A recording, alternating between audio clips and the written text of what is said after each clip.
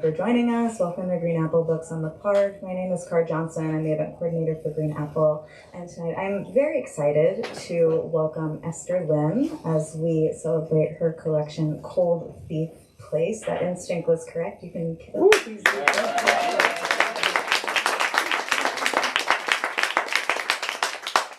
She is joined tonight by none other than fellow poet Christian Gullette. Let's give a hand for Christian.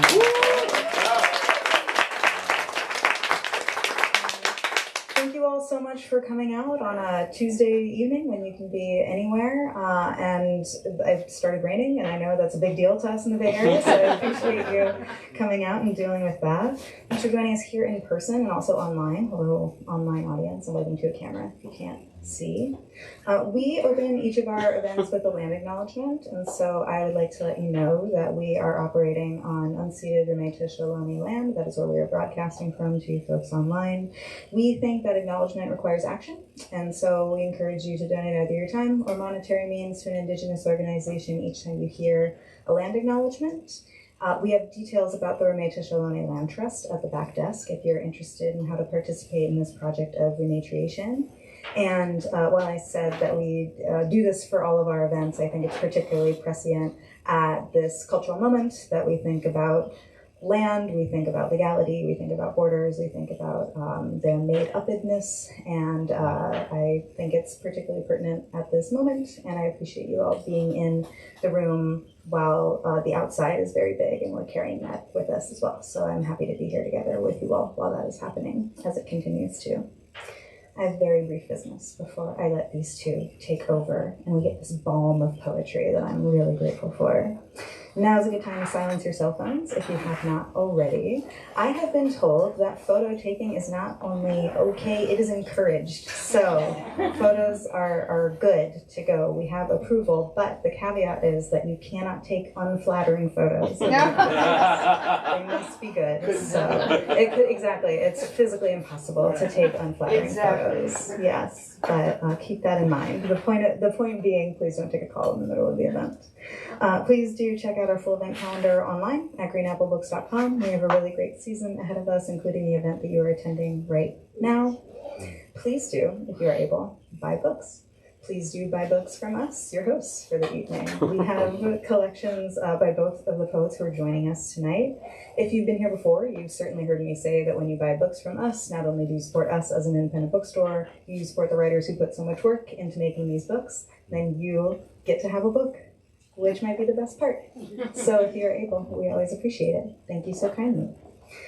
We have a nice fireside chat coming up for the evening that I hope you're ready for, because I certainly am. So I mentioned this to say that I'm going to introduce the two poets who are joining us, and we're going to hear from them for about an hour, and we'll have a little bit of time for questions at the end, and then we'll rabble and convene and rub elbows and say hello and whatnot and get books signed. Get books signed? Yeah. Get books signed. Great. Okay. So without further ado, our first poet joining us, Christian Gullette's debut poetry collection, Coachella Elegy, was a finalist for the 2025 Northern California Book Award in Poetry and longlisted for the 2025 Nasra Yassini Poetry Prize. He's a recipient of a 2022 Breadloaf Scholarship. Christian also works as a professional Swedish to English translator. He also serves as the editor-in-chief of the Cortland Review and lives in the Bay Area with his husband. Let's give one more hand for Christian Gullette. And last but most certainly not least, Esther Lin was born in Rio de Janeiro, Brazil, and lived in the U.S. as an undocumented immigrant for 21 years.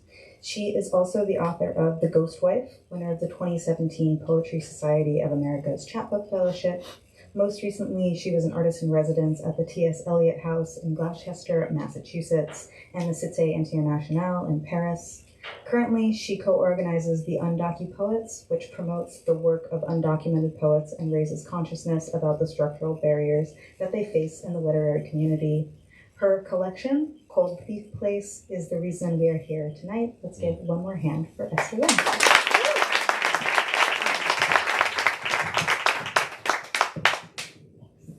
Okay. Thank you, Car, so much. Thank you to Green Apple Books for this such a wonderful environment to read in, and to all of you for attending. This is so nice. I feel especially at home in the Bay Area because I spent some really formative years here, and although I feel like a champion of Seattle, I did get off the plane at SFO and feel like, oh, I'm back in paradise again. But don't tell anyone at home. We thought that we would just trade poems with each other. So I would read a poem, and then hopefully that would spark something in Christian to choose something from his collection, and we would go back and forth. I didn't prepare Christian. I wanted to read some new poems. I'm not sure if Christian has any on hand, but maybe he'll recite something. Yeah, I don't know. So I'm going to start with a new poem. It's a poem that I shared with some of my students. But I've started writing. I've started in maybe one of the darkest moments of American history. Maybe certainly not the darkest, but a bad one. Feeling incredibly happy, and feeling strange to feel so happy while terrible things are taking place, and yet I'm ruled by my moods. So I wrote this poem called Empirical, and it begins in New York City, where I grew up and was mostly unable to leave for reasons of being undocumented and just not having the money or the wherewithal to do so, and then ends in Paris. Empirical. And this is for my students. One day the fall ravishes you. That's how I and everyone I knew became a New Yorker. The sky goes indigo, the ginkgo leaf spins, and then love. We are held like cherries in the terrain. As a girl, I stole calendars from Barnes & Noble for my brother. My way of affording gifts, and his too. Each Christmas, I chose the kind with solemn photos of snowy fields, waterfalls, and under the caption, National Olympic Forest, low branches from which lichens hang like dress sleeves. To me, what lay beyond Queens belonged to people who slept in hotels and summited mountains. Why shouldn't I love where I could not leave? The fall is ravishing.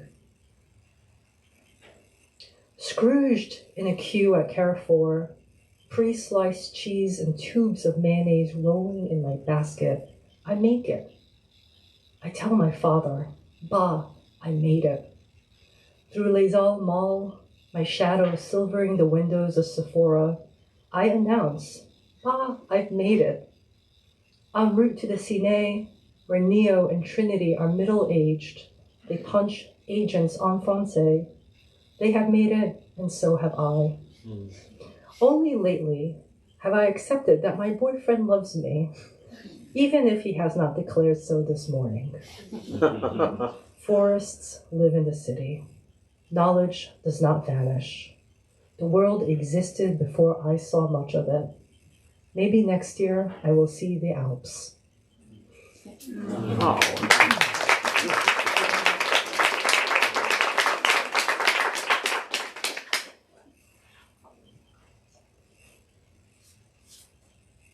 That makes me think of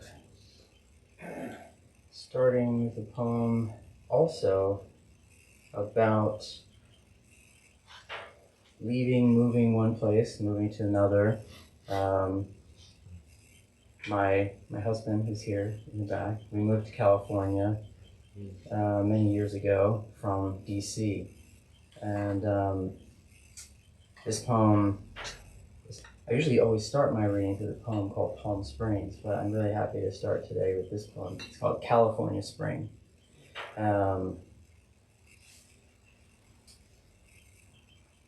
We once lived on one side of Sutro Tower, under its radio waves, facing the bay. Now we live on the other side, where there is a zoo and a sea. Spring means Sutro Tower's waste is obscured by fog.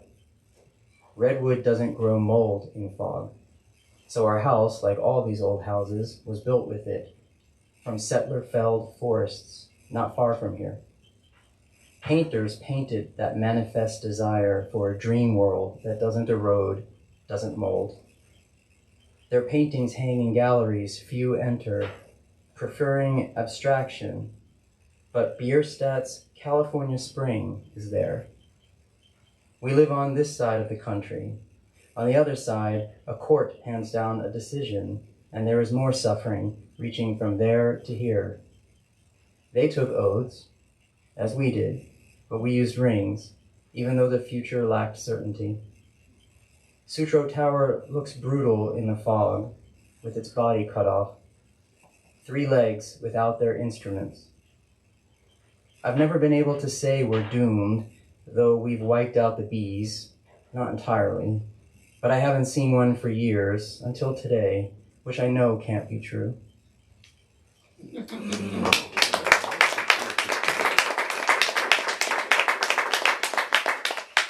I chose this format, and now I feel the pressure of it.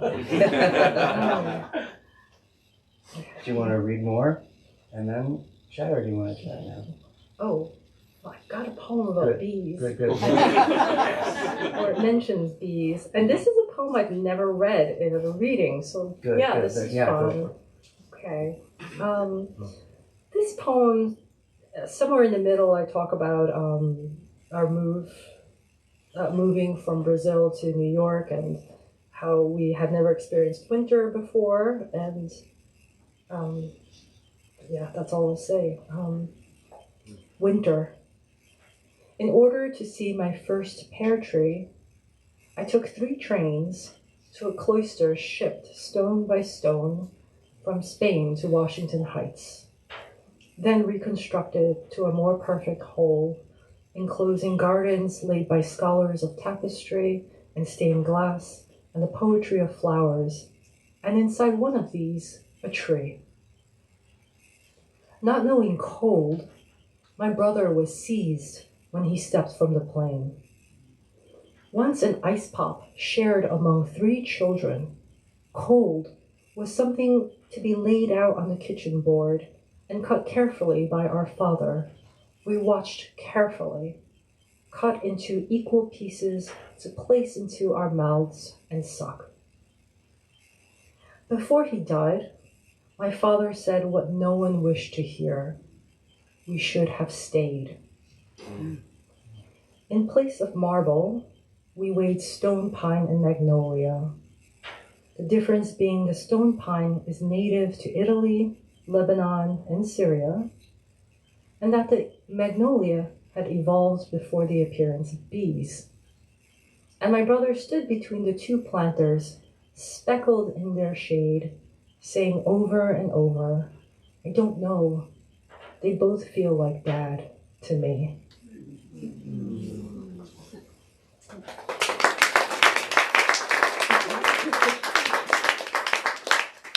Well, since you do bring up bees. Oh, I did. I do, the bees, there's quite a few bees in my book. Okay. And in my bonnet right now. Shall I read a bee poem? Please. So, most of my book takes place in California, and a lot of it in the Coachella Valley, or in the Bay Area. But the reason it's called Coachella Elegy is because there are 6 elegy poems that come into the book, and those are about my brother, who died when he was 18, and he spent a lot of time in Utah, school there, and we would go visit him there. And so the Beehive State pops up into the book, and those elegies form sort of an echo that comes into a very contemporary book set here. And so since I'll read, and I always make a point of saying his name in my readings, Jeremy. He died before social media or anything like that. So part of, I think, the reason the elegies came into the book was for the presence of him here. And but it took going to Palm Springs to hear it, which is interesting. So I'll read this poem. It's called Beehive State Elegy. Hives emblazoned on temple doors and traffic signs, this 45th state full of dinosaur bones. Scientists can't find the bee graves either, hidden in these mountains. Nearby, there's a ski lift where 100 years ago, people in cabins died young, like my brother. We plant flowers in the median strip near the spot he rolled his Jeep, while the 7-Eleven cashier watched through bulletproof glass. Only traces of him remain in the desert, small as pollen, which is what they find in mummy stomachs, ice age flowers. Love that poem. Okay, this almost feels like a competition now. Got any more bee poems? Don't, but I do have a desert poem. It's my one desert poem. And it's about driving to California. This was, I've only been married twice and only divorced twice, but this was with my first husband. One day, I might say I have a third husband, so that would be interesting. This is called The Badlands. And in the movie, I refer to that movie, actually, do I? Oh, yes. No, I refer to In Jackson Heights. Maybe some of you might have watched it by Frederick Wiseman. And I also refer to True Grit, The Badlands. Say drive across the desert and see jewel sky and white limestone. The land so long you can roll and roll always toward the same hill. This is escape, or so Hollywood claims. In a Western, a man races a dying child through starlight and saguaro and fires his gun to rouse a doctor. And who is more relieved when she is saved? A woman stands up in a crowded hall, says her daughter has evaded coyotes, has wandered for days. She lived. The woman does not describe rock or brush. She does not even mention the thirst or vomiting. She sits, exhausted by her story. Her story is not my story. It is the one you hear first. From the news, from someone you know. It is someone you know. Once I drove to California with my first husband, a gray-eyed student I married not for love. Everyone has advice about the Hukumba wilderness, where the light is sore and the road turns black. Turn off the air conditioner. Lower the windows as the car climbs. Overheat and there's no help for miles. But the wilderness held a toll booth, a pistol, and Raphael, who leaned into the car and asked, "Are you an American citizen? Do you have photo ID?" Raphael, who might be handsome in another uniform. While my good husband passed the hard iridescent card, the one that declared permanent resident alien, Raphael peered into my twilit face. "You sure you're Brazilian?" To be asked a question and have an answer. This was my first taste of paradise.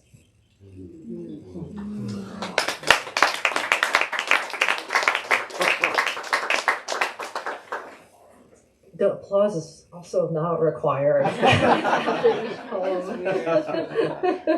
But thank you, everyone. Yeah, it is. It's bad for our egos. I mean, the desert's my That's my love language here. I all right. Okay. All right. All right. So I'll read a poem set in Palm Springs in the heat of the summer. Oddly, sort of speaks to our moment in a way. It's called Quake. He reclines on his elbows beside the pool. Says they should abolish the filibuster. Fatigue, he says. This is what they want. The water is untroubled after last night's tremor, the epicenter somewhere beyond the highway. The world is coming apart.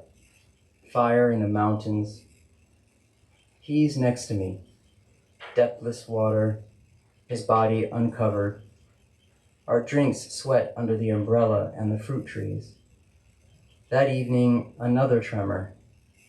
We return to the Airbnb to find oranges in the still warm pool. I like that one too. You know, we have a lot of Airbnbs in that conversation. And cocktails. Someone pointed that out. There's a lot of cocktails. Oh, I wish. Don't judge me. Don't judge me. It's Palm Springs. No bueno. I don't drink. As some of you may know, I'm allergic to alcohol. Otherwise, I'd be the world's most fabulous wino, I'm sure. Okay. Christian bragged to me that he's been with his husband since 2001? Mm-hmm. 2001. I have not experienced that sort of longevity before, so I'm going to read a most recent love poem, and I think in this poem you'll understand why I have not enjoyed that longevity. I'll read one too and say how it almost didn't make it. Excellent. This, I don't have a good title. This is just called Sonnet. By the basketball courts, I explained to my boyfriend why we must break up. I closed with, "But I like you so much." That was breakup number 1. In the lobby of a Hertz rent-a-car, post-coitus in a rose garden, he and I have broken up again and again and said this: "I like you" is distinct from "I love you." Like a clear sky, it is incontrovertible, a statement of fact that demands nothing of its hearer. How closely he watched me, like a fawn with a human heart. He gave me what I craved only when I asked for nothing. Back then, I was darker and splendid among the roses. I do want to say that phrase, like a fawn with a human heart, comes from Middlemarch by George Eliot. And I didn't know what to do to admire her other than just to steal that image. Okay, now for your breakup. Well, it wasn't a breakup poem exactly. No, we had broken up. But, you know, it's Palm Springs in the summertime. I know, I read this when my parents were actually here for my lunch, and I didn't realize till they were sitting here, and I was like, oh my God, I'm reading this poem. My mom's out there. It's called Mid-Century Modern. Behind glass walls, the host slices limes. I'd follow LA boys anywhere. One kneels poolside with a tray of Jell-O shots, his shoulders peeling. Desert palms echo in Ray-Bans. Another guy fidgets with the knot in my swimsuit. Without indoors or outdoors, I can invite everything in. By the searing metal ladder, memory is too hot to climb out of. My husband watches from a strip of artificial grass. In the desert, you have big afternoons, not big nights.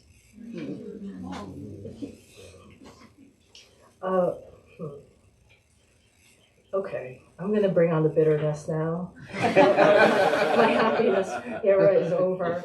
I think I'll read the poem that Christian published in the Portland Review. I think. You're going to read that one or one like it? I can find it. I'm going to read Diagnosis. Okay. Okay. This involves a mother, but in a different way. Diagnosis. After she died, people admitted something might have gone awry. Nerves, suggested one doctor. Narcissism, another. Over lunch, my cousin proposed, "Your mother had a difficult personality." All true and didn't matter. She nourished us by nourishing us. She wrapped dumplings of crystal shrimp, sliced heavy eggplants, and fish, always one fish gleaming among the meats and greens. I hardly ate. It was too much, too rich, which annoyed her. Why won't you accept what I offer? I work so hard. Why? When my husband tells me he loves me, I hear her instead. I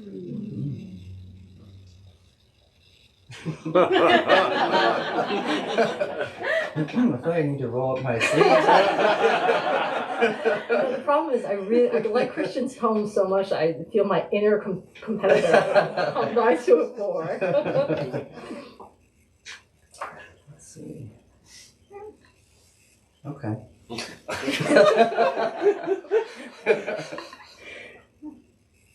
This poem I think is a good poem to read in sort of, it's a different tone. Bees in this one. Maybe that whole like not being enough thing comes out in this poem. It's called City Bees, and it's set in San Francisco, and it starts with an epigraph from San Francisco legend Tom Gunn, and it reads, "But of all the embodiments ever built, I'd only return to one, for the sexual New Jerusalem was by far the greatest fun." Yeah, Tom Gunn, and it's called City Bees. People buy artisanal honey near the Rainbow Crosswalk. Men are all working on balance inside a gym. I translate a Swedish cookbook that says we should eat for wellness. If you don't use new vocabulary at least 3 times, it vanishes. In the Castro, there are few reminders of those lost to AIDS. The neighborhood funeral home where so many were brought, now shuttered and slated for condos. There was talk of a Trader Joe's. Every week, lampposts are plastered with party posters of boys in jockstraps. When I was young, I feared I'd grow up and never be touched. It's good endings. Christian's got some good endings. How annoying.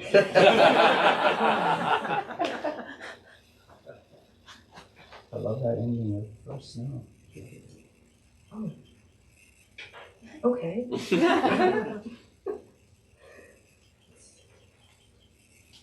Are you going to? I guess so.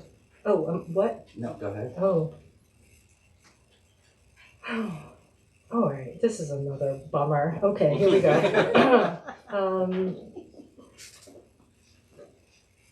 My mother okay. All right, I just want to complain about my mom getting us the same clothes, but there were 3 of us, and so we arrived in America on December 1986 from Rio de Janeiro, and we were not equipped for the winter here. And she discovered that down coats are very warm, and it's true they are. And she bought all 3 of us matching maroon coats. It was a look. And we all had bowl cuts too, so it wasn't popular. Let's just put it that way. First snow. My mother bought us matching maroon coats for the events. New to such clothes, I zipped right into the wool of my scarf. Last child out. The hedge held me like a box. It would burst brilliant pink one day, my first flowers in the northern hemisphere. Today it stood puffy with something limp and indolent the way it lay across the stems. With a bare finger I poked and poked, while beyond my sister and brother shrieked, trying to build a snowman they knew was expected of them. It was mostly mud. Even though snow fell everywhere, the pavement, the cars, my mother's hair. The beautiful country. That's what the Chinese call America. We must have appeared odd. 3 children in identical coats, looking around in disbelief. Talk about devastating endings. You know, a lot of people didn't like that ending. Really? Yeah. Oh, It got rejected a lot. really? Stuff I'd Christian publish- took I'd it. have published it. Thank you. Thank you, Christian. You're welcome. Thank you for reading it, humoring me. Let's see. Okay, on the topic of mothers, how about? Yes, okay. I can go a long way with mothers. Okay.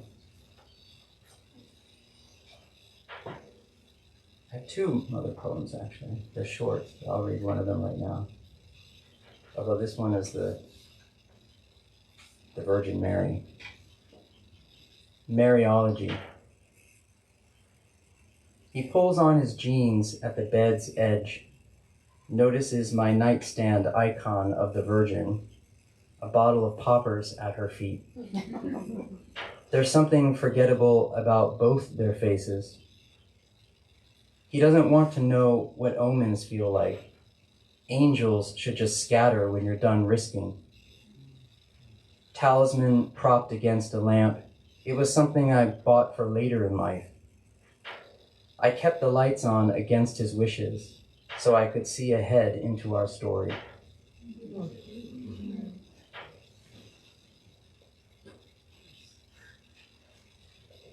So that was different. That was version of different. Mother. I mean, I have a mother poem, but that's a different version. I have a mother religion poem, so that works.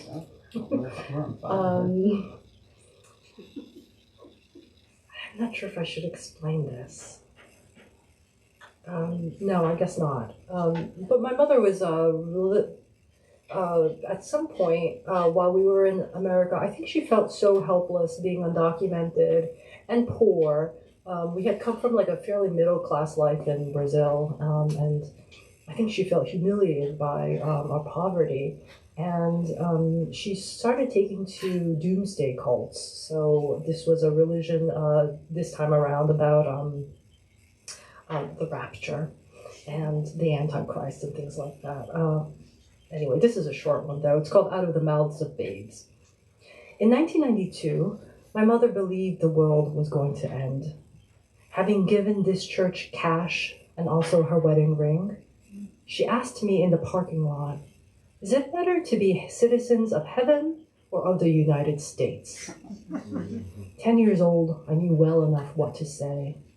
Then she called a caseworker, and this is how my sister, brother, and I remained illegal. Wow. There's a lot of material in my life. People talk about not having anything to write about. I have too much to write about. Yeah, so... Should I Yeah. close with a mother poem? I do. You got a religious poem? I don't remember if you do. Let's go with Mom. With Mom? Yeah. Okay. This one, sure. All right, this is a short one.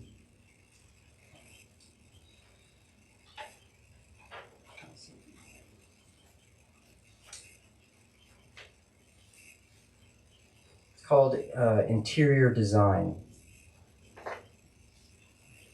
Mid-semester, my mother withdraws from college, gives me her translucent green templates. One stencil is all circles, so I draft a domed future. Sea levels are only just starting to rise, but something is gone for good. It hasn't occurred to me yet that it's exhausting to live in a bubble, or to scuttle a dream, to cook for us, to clean us. Just a child, I think only of coziness. I make sure the domes are all touching. It doesn't matter how we get inside them, so I don't draw doors.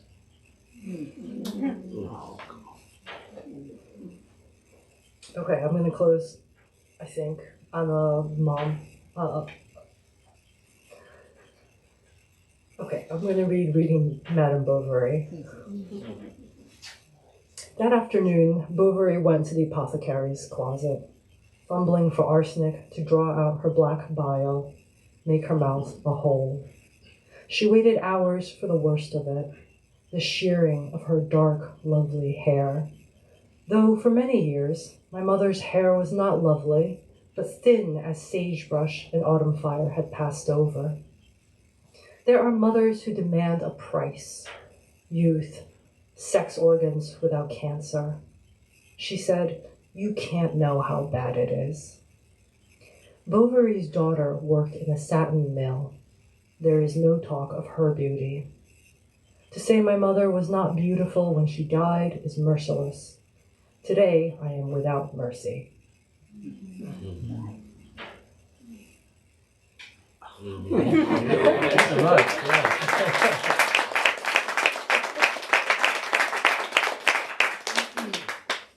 I guess we figured we have some time for questions, right? Yes. If anyone in the audience has some questions, happy to. Or we can also talk to each other. Yeah, I mean, we're more Yes. people. Which we prepared for, of course. We did. Yes. Yeah. We had a long list Yeah. of things. We had a beautiful conversation earlier at dinner. We were talking about, well, Christian was talking about locations, Right, yeah, places. right. Could you reiterate? I was saying how in you know, reading our work and realizing that many of the poems contain a notion of what it means to look for a place or be in search of a place that might bring a sense of identity or healing or belonging. Some of my poems, that's, you know, the San Francisco and Palm Springs as sort of, you know, queer, you know, quote unquote utopias or promised lands, you know, but that in the end, these places are complicated and all full of myths and some of them horrors, and the healing doesn't necessarily arrive, or the identity that you sought doesn't necessarily arrive. Yeah. And that oftentimes it's in the act of even writing about that some kind of healing happens. What would you say your experience of writing about place and it sort of failing? Yeah, I think you said really beautifully something I've been struggling with is just the dream of the place is when you arrive at the place, the dream is over once you arrive, and then what is there? You know, there's a lot of disappointment after that, and I think the healing for me, you know, I'm repeating what Christian said during dinner actually, which is that like the healing for me took place when I turned around and I understood I must write about being undocumented.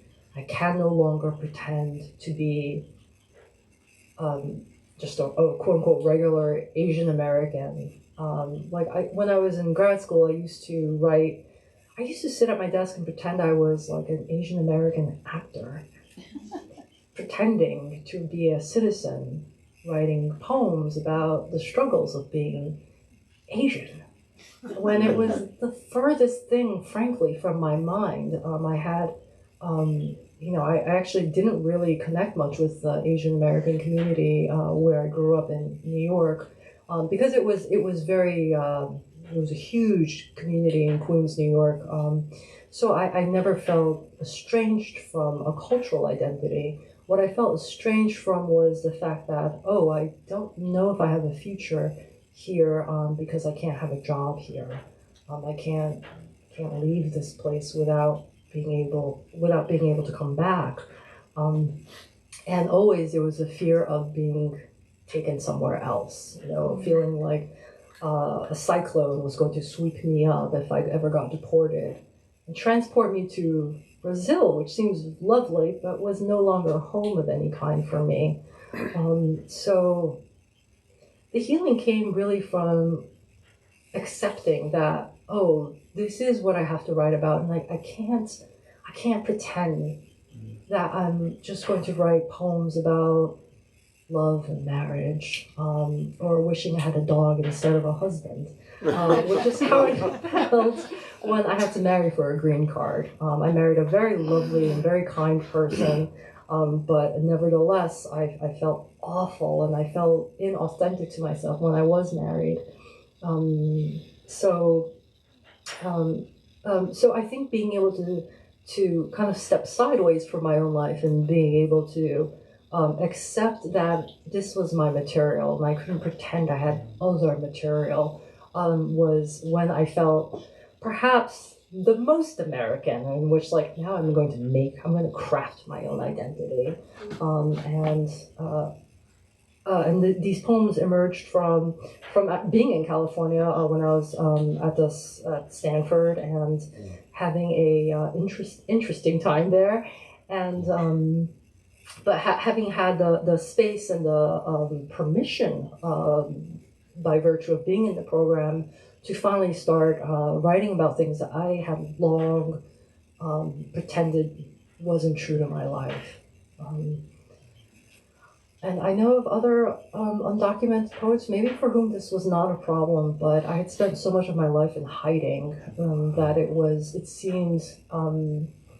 seemed like I was pressing a knife up against myself to say, even in a poem, that yes, I had no papers, I had to marry for a green card, I had a fake social security number, I had a fake driver's license, my father put me in a car with some black market people to get a fake license. You know, it felt insane to admit to these types of crimes.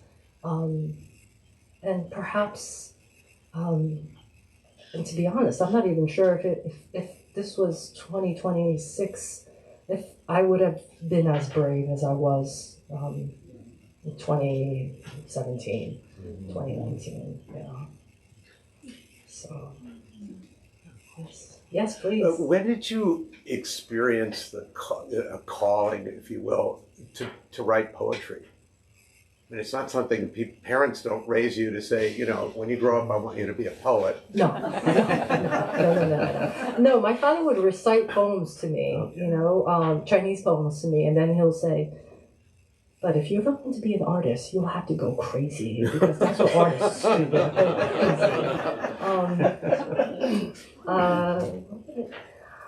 I think it was, I always dabbled. I wrote poems, I dabbled. I even took I did my MFA in poetry because I knew I was kind of talented, and I was like, okay, I'll just do it. But I actually did my, wow, I'm really confessing everything. I did my MFA because I couldn't get a job. So I needed to stall. So graduate school is how I stalled. I got married right before my master's program and applied for a green card while I was in the program.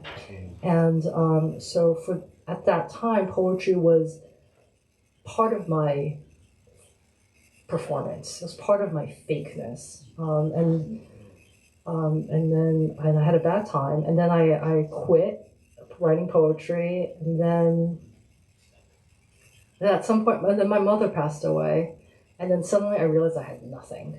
I didn't know what to do. I didn't have a mother standing over me, yelling at me and telling me what to do or telling me what religion to believe in. So I don't have anything else other than poetry. Oh God. And I did this thing that was very not New York. It was not East Coast thing to do. I did something that my engineering father would have scoffed at, but I meditated.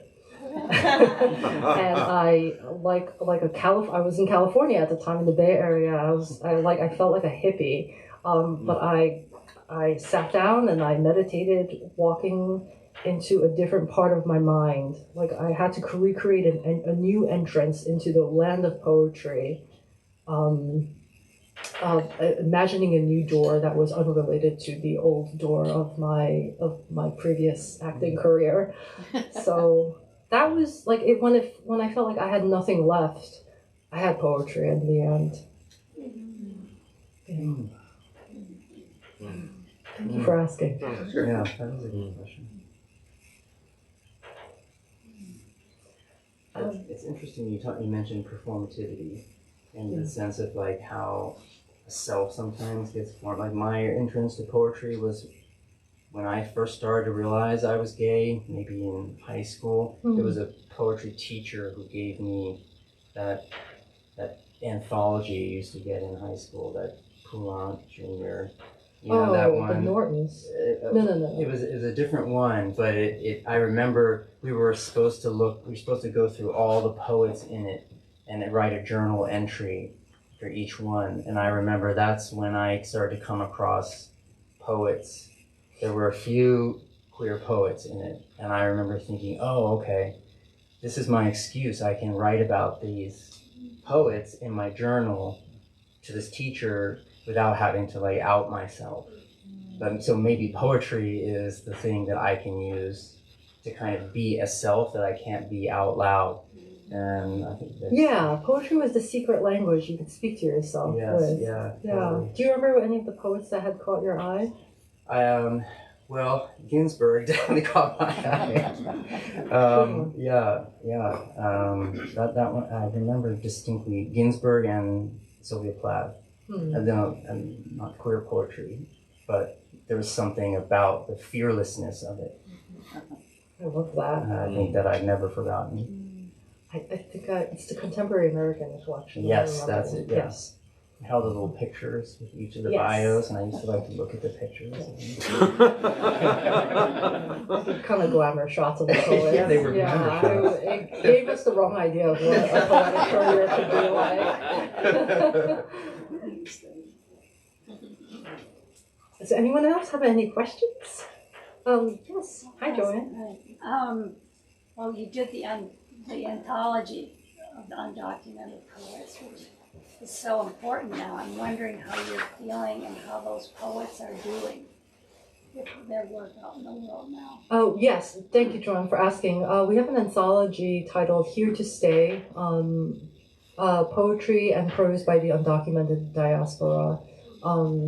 We have a contributor here, too, but I don't know if they want to be named, but if they do, they can raise their hand.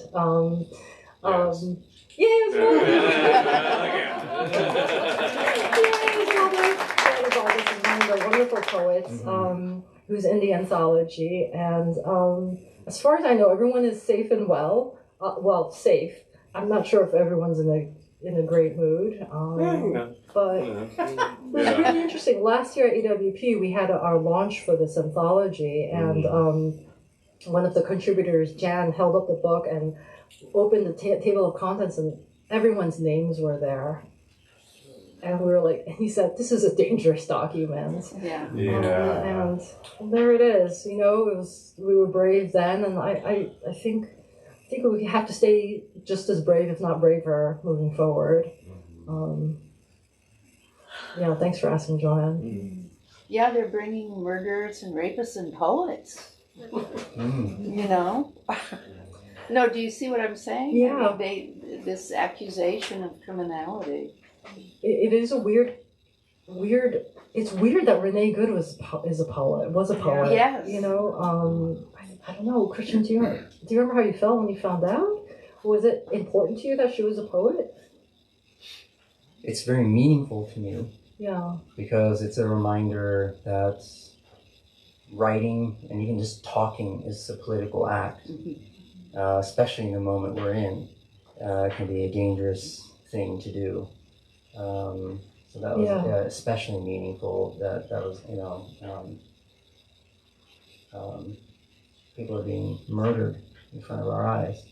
Yeah, and it was strange to also see post.org to see her poem and be like, oh, here's this stray mark left by somebody. I ask that everybody be brave together. I'm thankful for everybody who has been.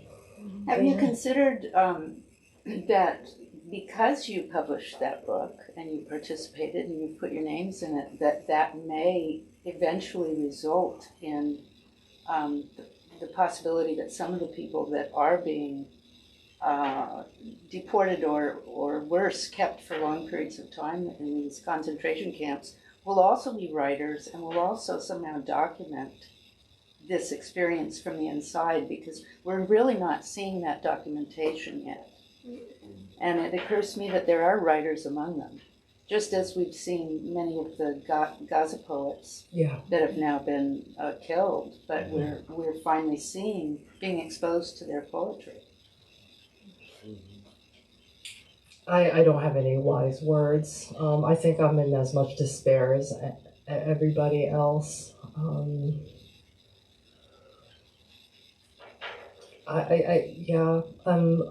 Those of you who've protested, I'm very grateful, and wish that everyone continues the good fight, and that I hope we do see documentation moving forward. Yeah. Thanks for asking, Leanne. I wish I had wisdom to pose around this, but to be honest, the work that my sister and my family have been doing is just retaining a lawyer and preparing our papers in case the worst happens. So, hi, yes. Hello again. On a lighter note, how did you two meet, and how has this friendship developed? And talk a little bit about. Well, Christian and I are new friends. This is our first time meeting in person. Oh, okay. Yeah. Christian is the editor of the Cortland Review, a wonderful journal, and he published some of my poems. Back in 2015, when you were, Oh my gosh, in when you were in the 2015. P-Town program. Yeah. Yeah, I was still living in New York. Yeah. And then Christian's book came out, and I was blown away by it. And if tonight hasn't demonstrated anything, that this is a must-buy book. Thank you So so yeah, I much. love this book. So I reached out and asked when I was invited to come to San Francisco to read. I was like, I know a San Francisco poet who I want to read with. And we just met for dinner 2 hours ago, and That's why we were late. yeah, We were really enjoying great getting to know each other. Having a great conversation. So yeah. I'm really happy we got to do this together. What an honor it is to read with you and your tremendous book. I mean, it is beautiful, devastating. I also a must-read book. And I consider it a real honor and privilege to have seen and published some of the poems too before this time. So Thanks, Christian. thank you.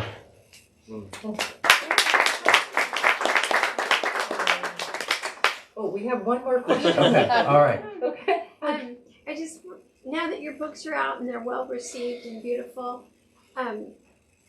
is it hard to get started on the next one? Oh no.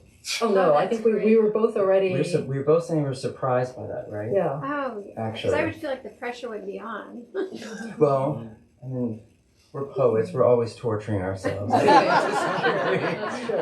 But we also love the sound of our own voices. Right? I think the more people read my book, the more I write, because I have the trouble of believing in myself now. So it's never going to end. I think Christian, you're mostly through your second book now. Working on it. Yeah. You sound very modest right now. Well, something's coming together. Yeah.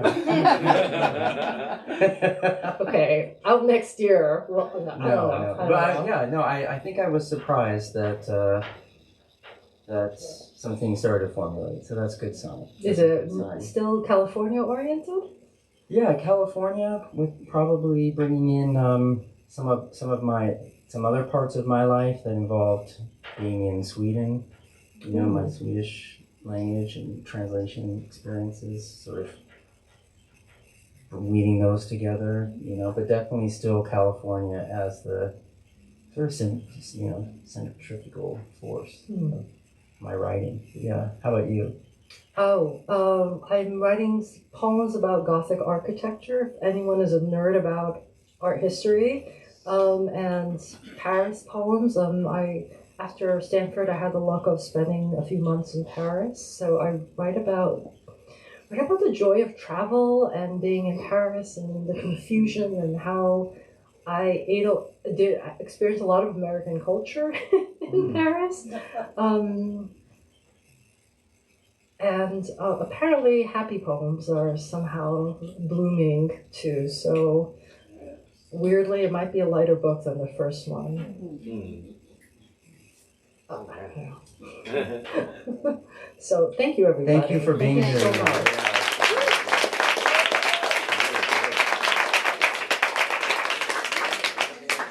Can we give one more hand for Esther Lin?